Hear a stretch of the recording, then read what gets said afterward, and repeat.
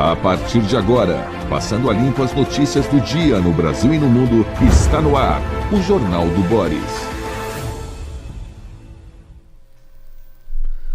Bom dia, muito bom dia, está no ar o Jornal do Boris. O Jornal do Boris é um sobrevoo pelos principais acontecimentos do Brasil e do mundo a partir das primeiras páginas dos jornais. E vamos para o Globo, que traz uma notícia importante para o mundo. Alívio temporário. Trump, então, parou, né? Não levou adiante as suas ameaças. Trump estende cessar-fogo com o Irã por tempo indeterminado. Presidente americano diz aguardar proposta unificada de Teherã, mas mantém bloqueio naval, que é principal obstáculo de negociação. E agora de manhã, daqui a pouco vamos ter os detalhes, sabemos que o Irã acabou bombardeando 2 navios que tentavam ou que estavam cruzando o Estreito de Hormuz. Eu tenho a impressão que o presidente Trump achou que as coisas iam ser mais fáceis. Pegou um problemão pela frente. O Irã está se defendendo como pode. Percebeu, já sabia, mas percebeu o prejuízo que pode causar ao mundo fechando o Estreito de Hormuz. Não demonstra temor referencial para tentar evitar uma invasão americana, uma invasão que pode ser desastrosa para as tropas americanas. Quer dizer, o que o presidente Trump necessita agora é conseguir sair com honra desse nó em que ele mesmo se envolveu. E isso não vai ser fácil. Quer dizer, ele fez uma ameaça, achou que o Irã ia recuar. E o Irã está informando que não vai, nas próximas horas, para Islamabad, a capital do Paquistão, tentar continuar as negociações com os Estados Unidos. Então a situação está emperrada, está complicada. Os iranianos acham que nessas negociações os Estados Unidos querem impor demais. É uma negociação que envolve questões geopolíticas e econômicas muito, muito, muito grandes, e é difícil alguém ceder. Enquanto isso, né, por trás de tudo isso, o que o Trump vê? A popularidade dele caindo. Vem aí ainda este ano as eleições parlamentares americanas e ele pode perder a maioria e enfraquecer o seu governo. Então, e ele que está acostumado, imagina que pode fazer o que quiser, tendo uma maioria no governo. Ele já está recebendo observações de senadores e deputados ligados a ele que temem pelas próprias reeleições. Então, não é uma situação tranquila neste momento, nem permite previsões. Você pode fazer centenas de previsões, mas vai ser difícil você profetizar alguma coisa que possa acertar o alvo. Por quê? Porque não se conhece exatamente uma linha de raciocínio que a gente possa avaliar do presidente Trump. Ele diz uma coisa, faz outra, diz uma coisa. Quer dizer, ou há um ser humano, um ligeiro desequilíbrio, ou ligeiro não, é grave porque é alguém que pode apertar aquele botão mas o que se imagina é que o presidente dos Estados Unidos exercite o poder da palavra com certo dom de veracidade, mínimo de veracidade. Não dom, esse dom ele não tem. O mínimo de veracidade. Então, quando você ouve uma coisa dele, ou é mentira, ou os números estão errados, ou ele pensa em fazer naquele instante, daqui a pouco ele muda. Impossível que ele seja tão brilhante que tudo isso seja estratégia. Não sei, de repente é, mas eu estou achando difícil. Eu estou achando que ele está enredado num nó perigoso. Está perdendo, está perdendo seus aliados da Europa, né? A Europa, a União Europeia, né? Não há confiança absoluta numa aproximação com a Rússia. A China olha Trump com certo temor, porque, afinal, são grandes concorrentes e também ele bate e assopra contra a China. Dá a impressão que os Estados Unidos estão se isolando. E as medidas de caráter econômico não estão produzindo, como muitos esperavam, talvez a maioria, não estão produzindo o que ele, Trump, esperava. Pelo contrário, saíram pela culatra, estão causando inflação. Claro, se você taxa produtos do exterior, você sabe que os vendedores vão incluir esses impostos para os seus compradores e, portanto, isso causa dissabores entre os consumidores americanos, que vão retrucar tudo isso na hora de votar. É um quadro nada agradável para os Estados Unidos. Enquanto isso, a China vai comendo pelas bordas, vai crescendo, vai aumentando o seu prestígio, inclusive na América Latina. Eu não sei se tudo isso dura. Estamos vivendo um turbilhão mundial. Bom, tem uma análise que eu gostei hoje do Hélio Gaspari. Está aqui. O Hélio Gaspari aborda o Lula na Europa. Agora ele está voltando de Portugal, que foi o último país que ele esteve. Foi muito bem recebido e festejado. Até falou coisa com coisa. Agora, num determinado momento ele falou do gasto das famílias, né, do endividamento, que é uma coisa que vai, preenche com outras situações e faz o eleitor votar contra o governo. Quer dizer, o governo, justo ou injustamente, é sempre responsabilizado, acaba recebendo a carga do endividamento. Aí o Lula analisa o endividamento e culpa os jogos.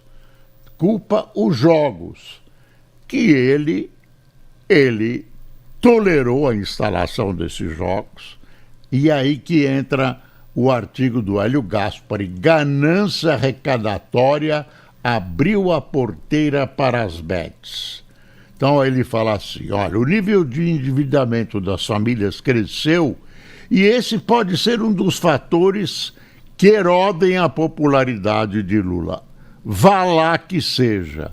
Segundo os alquimistas do Planalto, uma das causas desse endividamento são as apostas eletrônicas. Vá lá que sejam, mas quem abriu a porteira ao mercado de apostas foi o governo. O ministro Fernando Haddad não fez isso para estimular a opção pelo risco. Foi pura e simples ganância arrecadatória. Em 2024, a equipe econômica esperava arrecadar 3,4 bilhões com a venda de licenças para a tavolagem. Havia 113 propostas na fila, metade delas era de fancaria. A iniciativa era o sonho do burocrata, do ministro arrecadador. Do nada, arrumariam 3,4 bilhões com as outorgas. E aí vai adiante mostrando que o Lula está reclamando de algo que o próprio governo dele tranquilamente instituiu. E aí o Hélio Gaspari termina assim, quer ver? Termina assim, porque o Lula podia acabar com os jogos. Ele pode acabar. É difícil, mas é possível. Basta querer.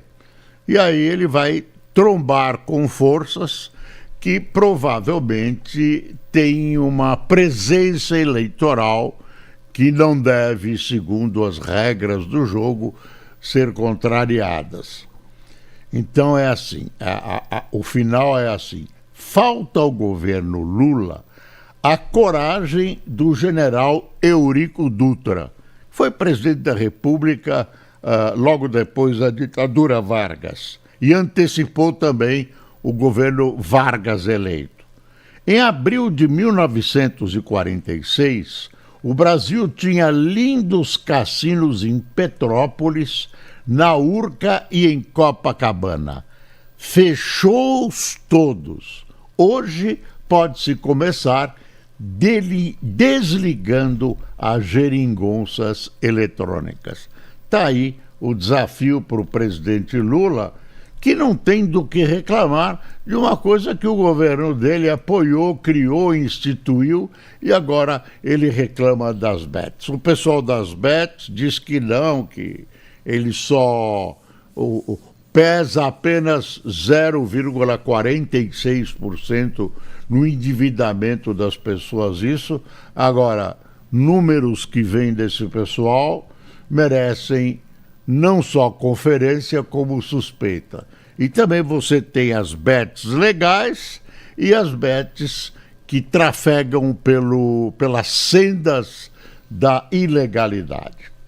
Bom, trava-se uma outra luta importantíssima no mundo, que é o fim da gestão Guterres da ONU. Ele vai sair, em janeiro começa uma nova gestão, eu anotei aqui, e hoje estão se desenvolvendo, né? É uma mecânica complicada, né? Desenvolvendo a escolha de um novo secretário-geral para a ONU.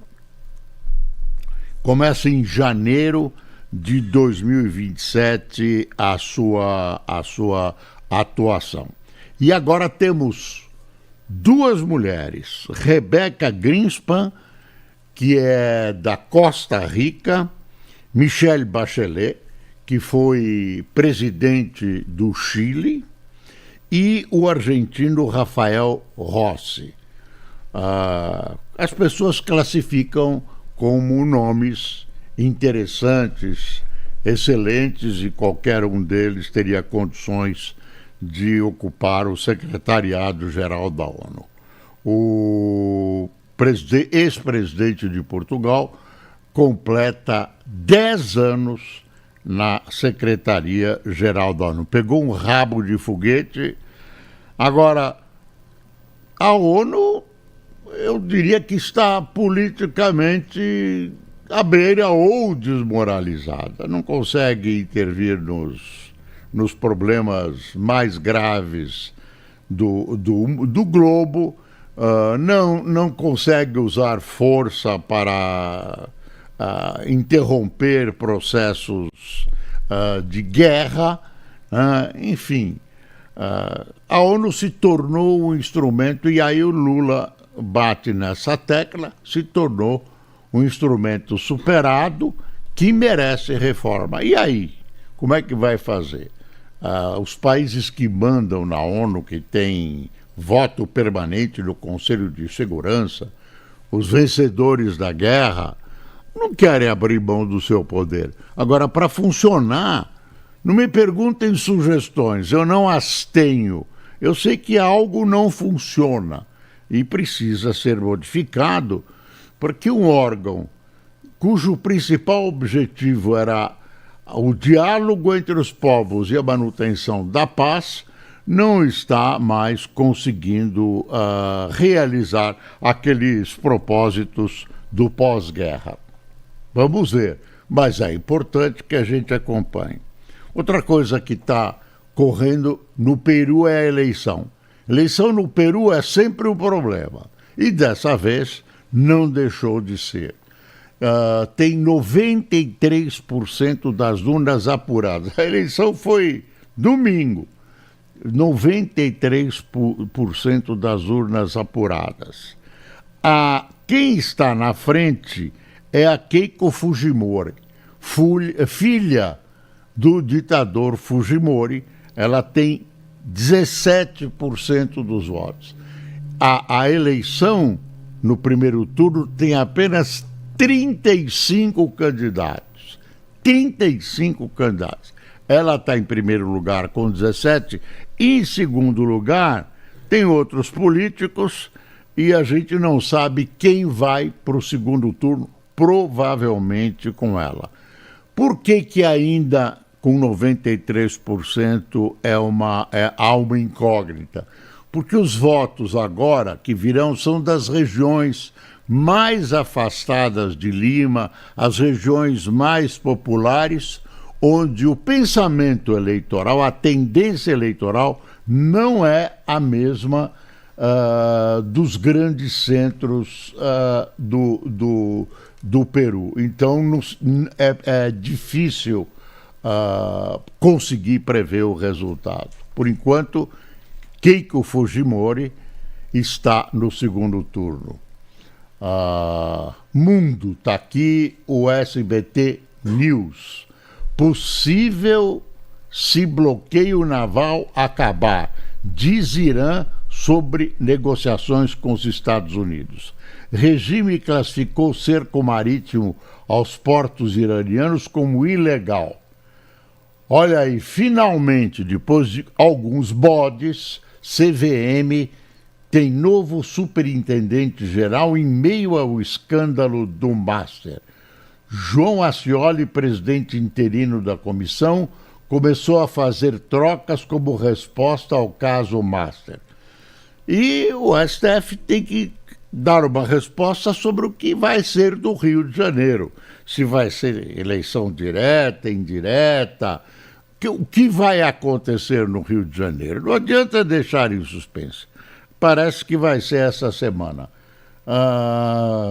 Pedem vista... vai adiando. CCJ da Câmara analisa PEC que pode acabar com escala 6x1 nesta quarta-feira. Aí tem uma disputa, né? Uma disputa de propostas, uma disputa de origens do governo. Um quer uma PEC, outro quer um projeto de lei. Tem uma coisa aqui gostosa e gozada no Estadão. Aliados pressionam Planalto a traduzir 6x1 para explicar o que ninguém entende. Ficam dizendo linguagem técnica, né? Aliados do presidente Lula querem que o governo encontre outro carimbo para o projeto de lei sobre o fim da escala 6x1. A pressão para traduzir esse mote chegou até o gabinete do ministro da Secretaria de Comunicação Social, Sidônio Palmeira, no Palácio do Planalto. O argumento levado a Sidônio foi o de que ninguém entende o que é 6x1, como foi batizada a proposta. A expressão se refere à jornada de 6 dias de trabalho, e a expressão se refere à jornada de 6 dias de trabalho com apenas um de descanso. Um interlocutor do presidente disse que na semana passada disse a Sidônio que, em vez de falar em 6x1, o governo deveria vender esperança e destacar que o projeto permite aos trabalhadores o descanso remunerado de 2 dias na semana. A proposta é bandeira de campanha de Lula à reeleição. E vai custar a todos nós, né, um belo dinheiro do PIB brasileiro. Vai recuar porque o Lula precisa fazer esse 6x1 num momento que o Brasil não poderia dispor dessa comodidade para os seus trabalhadores, né? Vai reduzir as horas de trabalho, obrigando os empresários a contratarem mais e, portanto, aumentarem suas despesas. Isso, claro, vai recair sobre o PIB. Estadão tem 2 editoriais, como sempre. Um é campanha medíocre. Pelo que se viu até aqui, disputa presidencial se perderá entre denúncias de corrupção, identidades tribais e assistencialismo rasteiro, enquanto temas cruciais seguem negligenciados. Essa mediocridade brasileira, né? O Roberto Mangabeira Unger mostrou, e eu aceitei essa tese, de que o nosso problema mais grave é a mediocridade. Aqui, pequenininho, aqui, resolve. O Brasil é um país enorme, gigantesco, com presença mundial. Pode ter mais presença e fica essa coisinha pequenininha. Vamos fazer uma escadinha naquele bairro, vamos fazer uma fonte luminosa. Aí vem o Estadão tratando o governo Lula. Bate a sopra do governo Lula, dividido entre a negociação e o diálogo prometido por José Guimarães e a retórica do confronto de Guilherme Boulos. Lula expõe incoerência, fragiliza a articulação e tensiona o Congresso. Está aqui. E aí termina assim: seria desejável que o governo Lula definisse qual de suas faces prevalecerá, mas, à luz da sua trajetória, convém esperar sentado. Aí o agradinho que o Estadão deu hoje no presidente Lula. Ela está tendo um por dia. Tem uma matéria interessante na Folha, no Estadão, que é uma pesquisa que mostra como a juventude dividiu a juventude no que os pesquisadores acharam que ela está dividida e analisou setor por setor a visão desses vários setores da juventude. Então dividiu a juventude em assim, quer ver? Geração.com, Geração Redemocratização, Geração Ordem e Progresso e Geração Bossa Nova. Cada uma com as suas características e o que cada uma pensa da questão do futuro do Brasil. São 2 páginas e é muito, muito interessante. Eu não li inteiro, eu li em cruz, li pedaços. E tem perguntas assim: deve-se ampliar as privatizações? Deve-se privatizar a maioria das empresas? Deve-se perdoar pequenas dívidas? Organizações criminosas devem ser classificadas como terroristas? Uma parte dessa juventude diz que sim, 76%, mas a maioria diz que sim. Tem um grupo menos ativo nessa vontade, né?